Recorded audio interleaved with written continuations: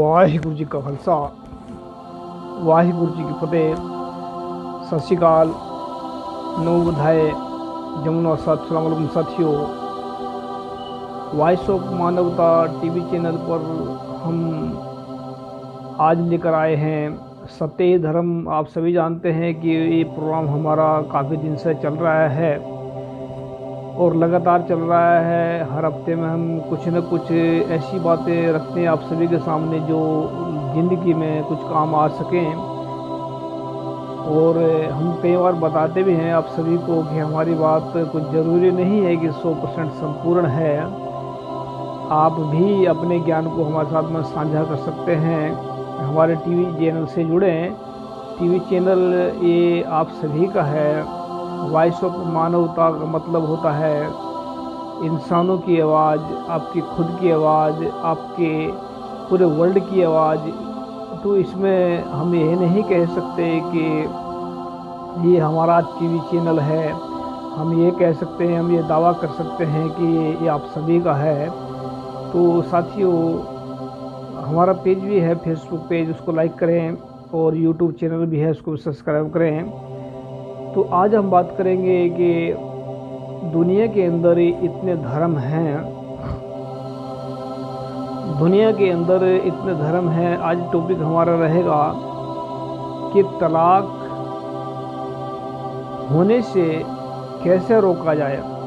तलाक जो होते हैं बहुत सारे हम देखते हैं, तलाक होने से कैसे रोका जाए, या मतलब तलाक ना हो ऐसा क्या किया जाए। ऐसा तलाक जो होते हैं ये तकरीबन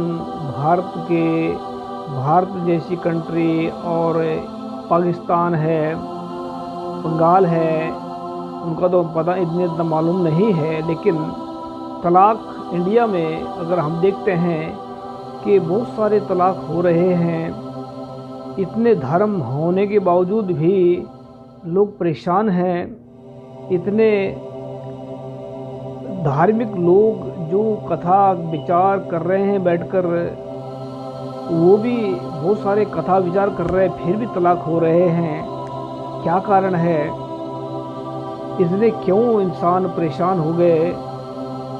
दुनिया के अंदर इतनी हाहाकार क्यों मची है? क्यों तलाक हो रहे हैं और क्यों रिश्ते टूट रहे हैं? क्या कारण है? तो आज हम इस टॉपिक पर बात करेंगे। तलाक होने से ना हो ऐसा क्या करना चाहिए, इस पे हम बाद में 2-3 मिनट बताएंगे। लेकिन तलाक होने के कारण क्या क्या हैं उस पर हम जिक्र करेंगे। तलाक एकदम से नहीं होता। तलाक जब घर में किसी दूसरे की बेटी को शादी करके लेकर आते हैं, बड़ी खुशी के साथ में, बड़ी बैंड बाजे के साथ में आते हैं, बहुत सारी खुशियाँ लगी रहती हैं। ये नहीं है कि एक अकेली लड़की घर में आई। तकरीबन देखा होगा हमने कि लड़की की तरफ से बहुत कम लोग तलाक होते हैं, ज़्यादातर लड़कों की तरफ से ही होते हैं। तो हमने ऐसा देखा है, सुना भी है और ऐसा हमने महसूस भी किया है कि कहाँ पर क्या कमी है और कहाँ पर बहुत सारी कमियाँ कहाँ पर हैं जहाँ पर ये समस्या खड़ी हुई है। तो आज हम इस बात करेंगे क्योंकि ये बहुत बड़ा मसला है और गंभीर मसला है। ऐसा क्यों हो रहा है? जिंदगियाँ टूट रही हैं, खुशी के जो खुशी के पल होते हैं वो बिखर रहे हैं। क्यों? ऐसा कारण क्या है? जब घर में शादी करके लेकर आते हैं दूसरे की बच्ची को, दूसरे की लड़की को, तो वो अकेली नहीं आती घर में, उसके साथ में बहुत सारे रिश्ते, बहुत सारा प्यार, बहुत सारा सामान, बहुत सारा दहेज, बहुत कुछ लेकर आती है लड़की उस घर में, इस उम्मीद से कि मुझे भी सुकून मिलेगा, मुझे भी एक दिन प्यार मिलेगा घर में, मुझे भी वहाँ पर बहुत आनंद मिलेगा, मुझे उस घर में मेरे एक जो सपने होते हैं उनके वो पूरे होंगे, मेरे बच्चे होंगे, मेरा बहुत कुछ होगा। कितने सपने लेकर आती है एक लड़की, एक मर्द के उसके घर में आएगी तो कितने सपने उसके साथ में हैं, उनको लेकर वो घर में आई है। बहुत सारे ऐसा होता है कि इस जो शादी के दिन बहुत कुछ खुशी से गुजर जाते हैं बहुत ज़्यादा, लेकिन क्या होता है कि बहुत सारा इसमें ऐसे जो तलाक तक पहुंचने तक समस्याएं जो खड़ी होती हैं उन पर गौर करने की ज़रूरत है। तलाक एकदम से नहीं होता, इसके पीछे बहुत बड़े कारण होते हैं। नंबर 1 तो मैं जो अपना ओपिनियन है, मेरा अपना अंदाज़ा है, ये हो सकता है शायद गलत भी हो सकता है शायद ठीक भी हो, तो आप खुद समझदार हैं कि उसको आप अपने अंदाजे दे सकते हैं। जब लड़की बहुत सारे जो यहाँ से खटास शुरू हो जाती है, अगर लड़की दहेज ना लेकर आई हो पूरा, या जितना मांगा हो उससे उतना लेकर ना आई हो, या ऐसा भी होता है बहुत जगह कि बहुत सब दहेज की इतनी भूख होती है कि जितना मांगा उससे भी कई बार दे देते हैं ज़्यादा है, लेकिन फिर भी मांगने के हद हो जाती है। एक घर में बहुत सारे गरीब आदमी ऐसे हैं जो कभी मांग नहीं रखती। ये अमीरों के घर में ज़्यादातर तलाक होते हैं, क्योंकि जो अमीर समझते हैं अपने आप को, लेकिन उनका दिल बहुत छोटा होता है, उनके अंदर बहुत ऐसी, मतलब मैं इतना मानता हूँ कि गरीब के घर में बहुत बहुत तलाक होते हैं, लेकिन अमीरों के यहाँ पर ज़्यादा तलाक होते हैं। क्योंकि एक तो उनके अंदर लालच भरा होता है, एक घमंड होता है, एक शहर में ऊंचे महलों में रहने का एक वो होता है कि मैं इसमें ऊंचे महल में रह रहा हूँ, कि किसी गरीब की घर लड़की लेकर आ गए तो उसको दिन रात इतना परेशान करते हैं, दिन रात उसको मारते हैं और दिन रात दहेज की मांग करते हैं। तो दहेज जो है इसमें सबसे बड़ी समस्या है कि दहेज की वजह से ये तलाक तक बात पहुंचती है। दूसरी बात, नंबर 1 तो इसमें दहेज प्रथा है। दहेज प्रथा को हम आने वाले वक्त में जब बेगमपुरा राज, खालसा राज या बेगमपुरा राष्ट्र होगा, उसमें दहेज की प्रथा को बिल्कुल समाप्त कर देंगे। कोई भी किसी से दहेज नहीं मांगेगा, अपनी मर्जी से कोई दे ना दे अलग बात है, लेकिन इसको हमेशा के लिए समाप्त कर देंगे। ऐसा राज के अंदर ऐसा सिस्टम लागू करेंगे।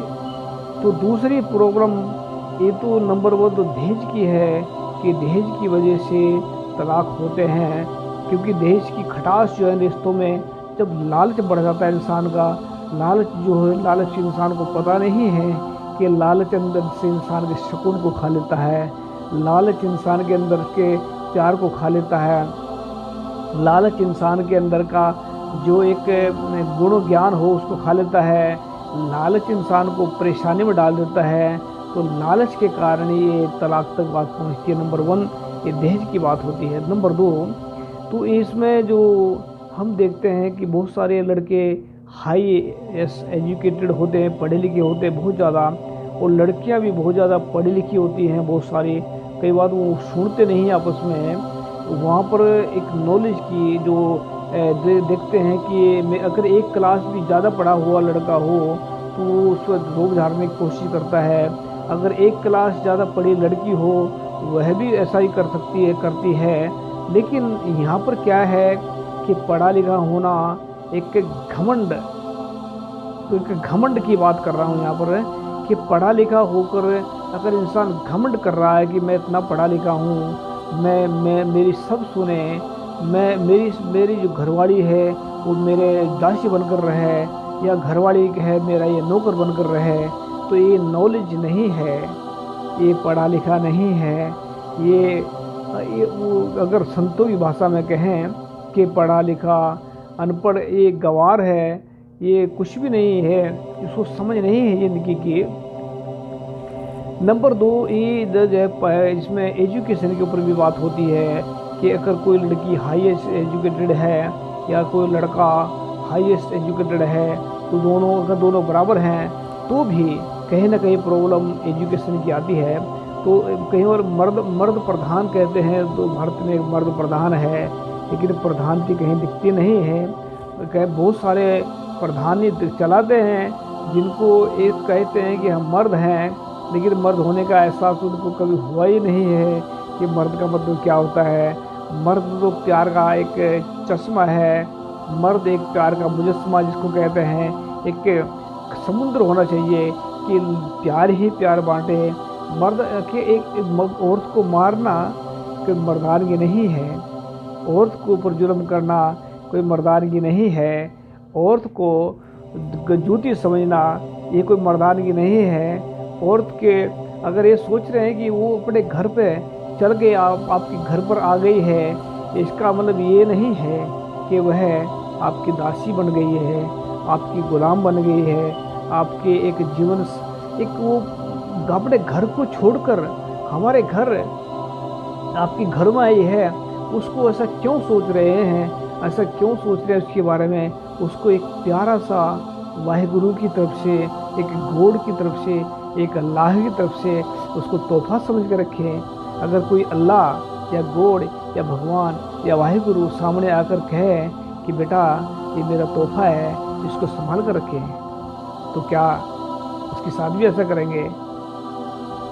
तो आप सभी का ये आंसर होगा कि वो अल्लाह गॉड वाहिगुरु के तोहफे को हम कैसे ख़राब कर सकते हैं। तो ऐसे ही जब उसके तोहफे को हम कुछ कर नहीं सकते, ख़राब नहीं कर सकते, तो ये जो जीवन साथी बनकर औरतें आती हैं या मर्द जो जीवन साथी होते हैं, इनको एक वाहिगुरु का गॉड का एक उसका तोहफा समझे, तभी शांति आएगी।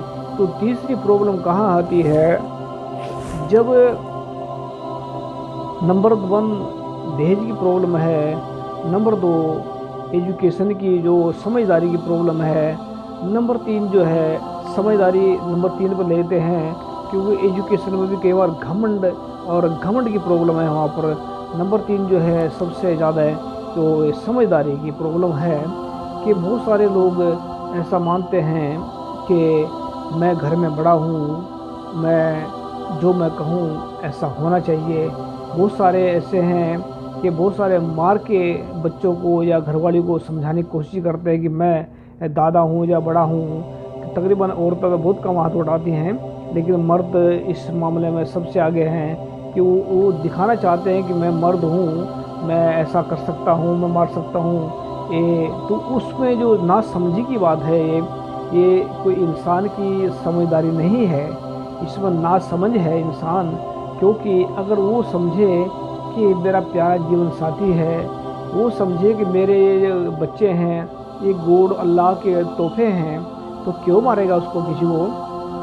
अगर वो सोचे, घरवाली सोचे कि ये मेरे घरवाला है, मेरा पति है, ये भी मेरा एक वाहिगुरु गॉड का अल्लाह का जो भगवान है उसका दिया हुआ एक तोहफा है, तो क्यों नफरत करेगी उससे?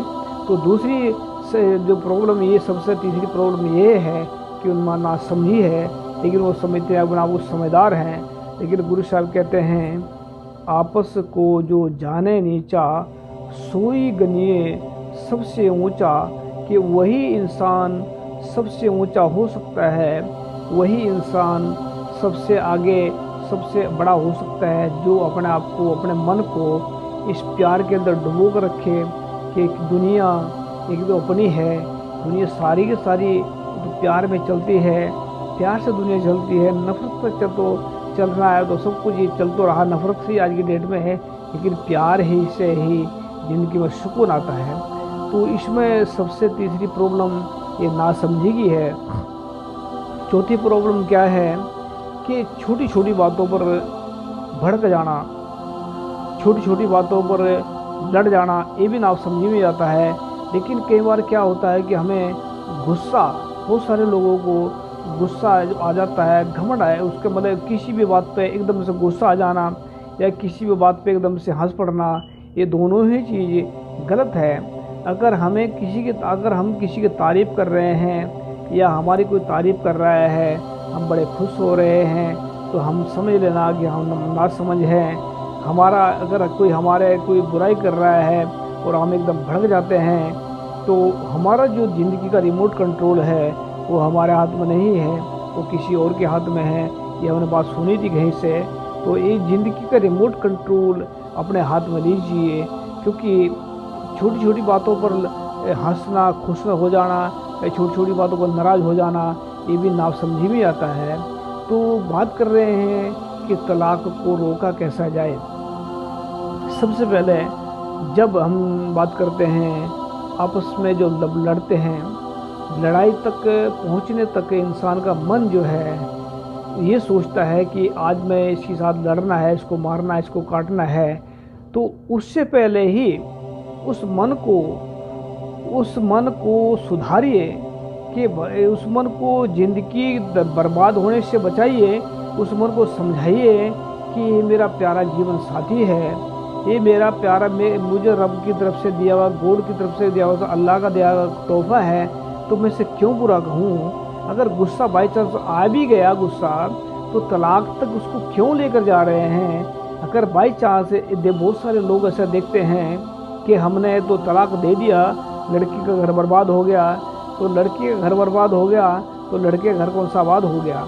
अगर लड़का दूसरी लड़की को लेकर आता है कहीं और से, तो वो ये जो है उसके अगर फिर उसके साथ में ना बनी है किसी के साथ में, अगर उसका भी घर बर्बाद हो गया, दूसरे का घर भी तोड़ दिया है, अपना घर भी तोड़ दिया है, तो क्या ये कौन सी समझदारी की बात है। इसमें सबसे ज़्यादा है कि जो आप करेंगे ज़िंदगी में, मन को समझाएं इसको कि ऐसा करना गलत बात। कई बार मन को पता होता है कि आज मैं ऐसा करने जा रहा हूँ तो ऐसा हो सकता है। वो सारे ऐसा कहते हैं कि अगर मैं मारने के बाद मगर जेल भी चले गया तो क्या फ़र्क पड़ेगा, ऐसा बोलते हैं। लेकिन जब जेल में जाते हैं मारने के बाद में, जब वहाँ पर चक्की पीसते हैं, जब पर वहाँ पर डंडे पड़ते हैं, फिर पता लगता है कि क्या हो गया। लेकिन क्या है कि इस सोच तक पहुँचने से पहले, तलाक होने से पहले, अगर मैं एक पॉइंट बता रहा हूँ आप सभी को, हो सकता है ये अगर ज़िंदगी में जो भी अपनाएंगे, मैं 100% गारंटी देता हूँ इसकी कि कभी तलाक नहीं होगा, कभी भी ज़िंदगी में तलाक नहीं होगा। नंबर 1, सच और ईमानदारी को धारण कीजिए। नंबर 2, गलत फहमी पर अगर किसी के द्वारा लगाई गई चुगलियाँ, अगर किसी के द्वारा कोई कही गई बातें उनको डूंघाई तक जाएं, उसका मतलब क्या है। उससे जो बचने के लिए अपने साथी से बात करें। कोई अगर गलती कर भी दी, ज़िंदगी में बहुत सारी गलती कर देते हैं, तो गलती अगर कर भी दी तो माफ़ करने वाला बड़ा होता है और जो क्षमा मांगने वाला छोटा होता है।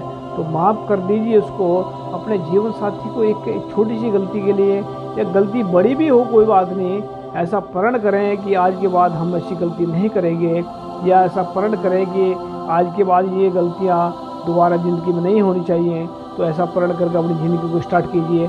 वो मैं इसमें एक शेर सुनाना चाहता हूँ कि ना समझ लोग छोटी छोटी बातों पर बड़े बड़े झगड़े खड़े कर देते हैं। ना समझ लोग छोटी छोटी बातों पर बड़े बड़े झगड़े खड़े कर देते हैं।